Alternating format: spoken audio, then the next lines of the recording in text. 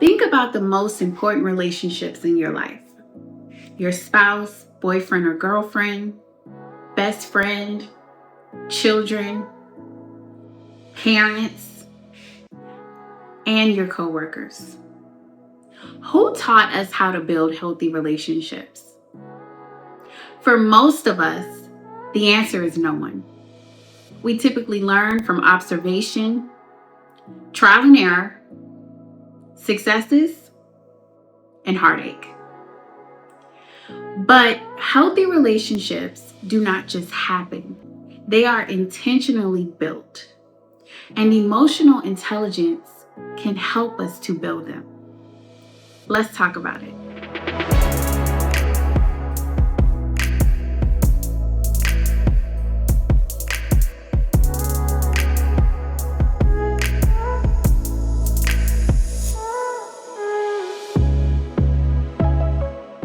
Hi, my name is Yvette, and I'm a certified social and emotional intelligence coach. And on this channel, we talk all things emotional intelligence. And today, we are talking about one of my favorite topics, relationships, healthy relationships.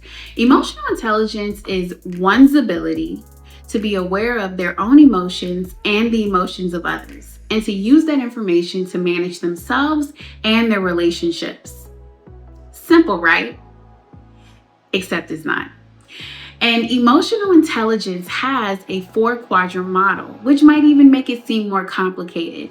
But this channel exists to make things very practical for the everyday person like me and you. Relationship management falls on the other side of emotional intelligence. And today we're talking about 3 habits that build healthy relationships. The first habit, enjoying time together. Healthy relationships add value to our lives, or at least they should.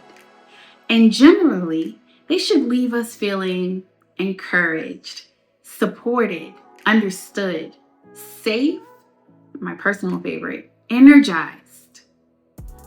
What this looks like in an unhealthy relationship. You might find yourself avoiding phone calls, dreading spending a lot of time together. You may feel criticized.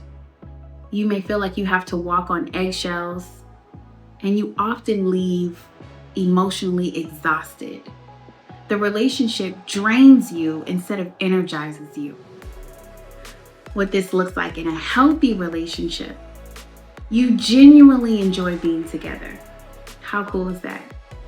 You laugh, you encourage one another, celebrate one another, feel emotionally safe, and even difficult conversations strengthen the relationship.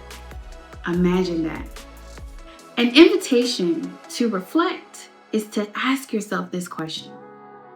When I spend time with this person, doesn't matter who it is, how do I generally feel afterward? When I spend time with this person, how do I generally feel afterwards? It'll tell you a lot. The second habit, healthy relationships keep growing. Healthy relationships continue to evolve, or at least they should. The relationship that you have today should not look exactly the same 1 year from now, because we are growing individually and together. What this looks like in an unhealthy relationship. The relationship is kind of on autopilot.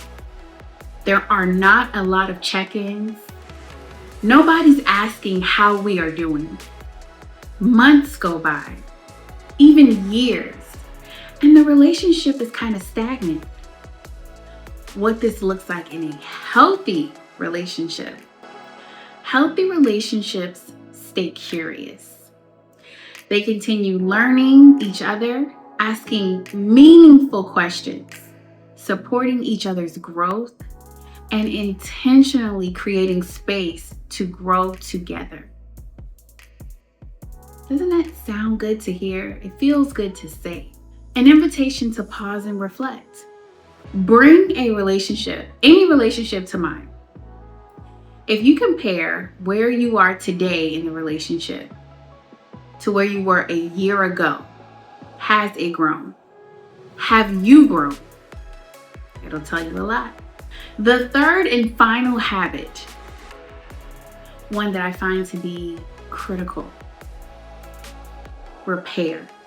Conflict is not the problem. Every healthy relationship experiences conflict. In fact, not experiencing conflict is a sign the relationship may not be that healthy. The difference, though, is healthy relationships know how to repair. What this looks like in an unhealthy relationship: the silent treatment, passive aggression, keeping score, competition, avoiding difficult conversations, pretending nothing happened, trying to win the argument instead of repairing the relationship. Really hard habits that people have in unhealthy relationships as it relates to repair. What this looks like in a healthy relationship: apologies, like "I'm sorry," or saying "I understand," or "help me understand." Asking questions like, "What can we do differently next time?" Repair protects the relationship. An invitation to pause and reflect. When conflict happens, do you all move toward repair, or do you pretend nothing happened? Unresolved hurt rarely disappears. It often turns into resentment. On this channel, we often have a challenge. I'd like to invite you in the next 3 days to take some time to reflect on one relationship in your life. Think about the 3 habits that I just shared. Ask yourself questions like, do you enjoy time together? Is the relationship growing? Do you have healthy repair? Or do you pretend like things don't happen and there's resentment? Just taking the time to reflect will tell you a lot about the relationship and also help you to know what you might need to do next.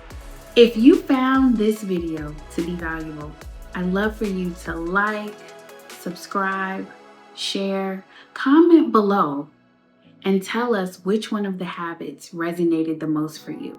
Remember, we don't have to let life happen to us.